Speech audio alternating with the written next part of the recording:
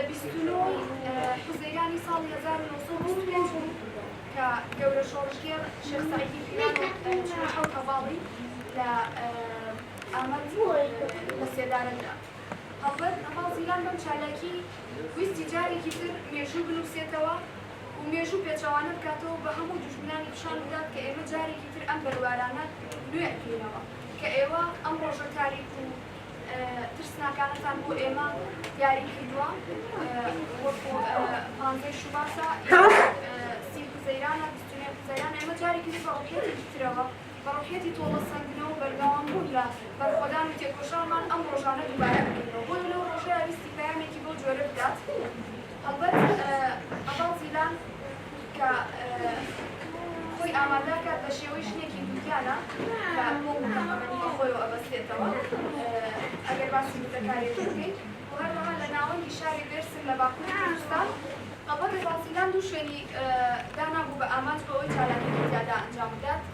وەکو خۆی ئەڵێ لە نووسینەکانی یەکێک لەو شوێنانە جێی لەشفرۆشتنی ژنان بووە و شوێنی دووەمیش ناوەندی بڕیارگرتنی شەڕ بۆ ئەوەی ڕووبەوەی ئەو جەنگانە ببێتەوە یاخود ببێتە هۆکارێک بۆ وەستاندنی شەڕ و بە هەموو گەل و بە هەموو جیهانی پیشان بدات کە ژنی کورد کەسایەتیەکی تری هەیە بەدەر لەو کەسایەتی کە لە کۆمەڵگادا ناسراوە هەڵبەتە هەڤاڵ زیلان ئامانجەکەی پێکا توانی بەو چالاکیە گیانبازیەی ڕوحی هەموو تاکێکی گەلی کورد کە لێرە و لەوێ بیستوگان بە چالاکیەکە بیهەژێنێ و هەروەها پیشانی هەموو جیهانی بدا کە لەم جۆرە کەسایەتی ژن لە ناوهێی کوردابوونی هەیە واتە جارێکی تر پێناسی ژنی کردەوە لەو پێناسە و لەو قاڵبە دەری کرد کە ژن تەنها وەکو ئاوازێک ببینێت یاخود ژن بە لاواز و بە پاشکەوت ببینێت پیشانی ئەو هەموو سەرباز و فەرمانداری دەوڵەتی کوردیدا و دەوڵەتی تورکیدا و هەروەها وا لێیان کرد کە وەکو مۆتەکەیەکیان لێ هاتبوو هەتا ماوەیەکی درێژ ژنێکی دوودیانیان ببینیا بەسەر جادەکان و وایە نەزانی خۆی یعنی دوای لێهاتوو ژنی کورد بوو بە ترسێک لەلایەن جودا لە ناوستانەی ترکا لەبەرەوە ئەگەر خاندین بۆ چالاکیەکەی هەڤاڵ زیلان بکەین کاتێکی زۆریە هەروەها سەرۆک لە خاندنەکانیان هەڤاڵ زیلان وەکو فەرماندارێک دەناسێنێت و ئەڵێت کە هەڤاڵ زیلان فەرمانداری هەموومانە و ئاماژە بەواگات کە هەڤاڵ زیلان 100 ساڵ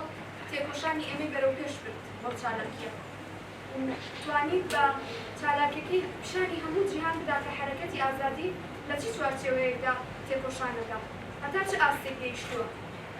هەڵبەت چالاکیەکەی ئەو وەڵامێک بوو بۆ ئەو هێرشانەی کە لەو سەردەمەدا بۆ سەرۆکایەتی بەڕێز عەبدوڵڵا ئۆجەلان هەبوو کە لە پێنجی گوڵانی هەمان ساڵە بە پیلانگەڕەیەک هێرشێکی توند بۆ سەری بەڕێوە چوو بەڵام خۆشبەختانە ئەنجامی نەگرت ویستیان کە سەرۆکایەتی لەناوبەرن بۆیە هەڤاڵ زیلان ویستی بۆ وەڵامە لەو تاریخەیە و لەو کاتوساتەیە و بەو شێوازە و بۆ چالاکیە کاریگەرە وەڵامی هەموو دوژمن بداتەوە پێیانی وت کە ئێوە ناتوانن خۆری ئێمە تاریک بکەن ئێوە ناتوانن لە کەسایەتی سەرکردەیەکمانە هەموو گەلی کورد بچە بسێننەوە ئێمە ڕێگری بەوە نادەین کە ئێوە ئاوا بە ئاسانی چیتر بەردەوام بن لەوەی کە شۆڕژگێڕانی ئێمە لەناوبەرن و هەر لە هەمان تاریخە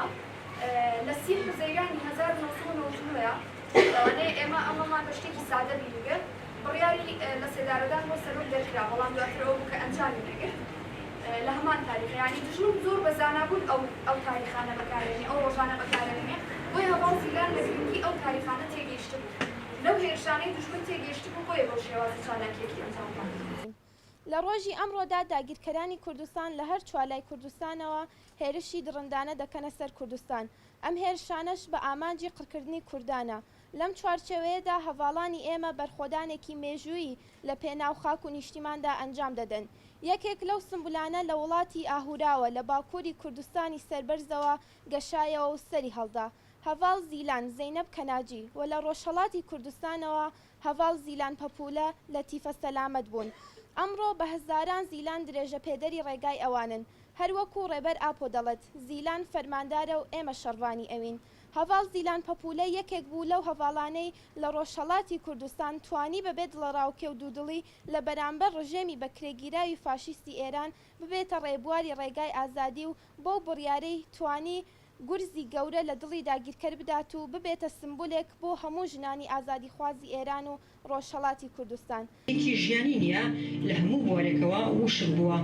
هێندە لە خۆی بیانیکرابێ کە بەراورد ناکرێت لەگەڵ گەلانی دیکەدا لە بەرامبەر ڕاستنەی گەلێکدا کە لە نرخەنەتەوەیی کەلتوری کۆمەڵایەتی و سیاسەکانی داماڵڕابێ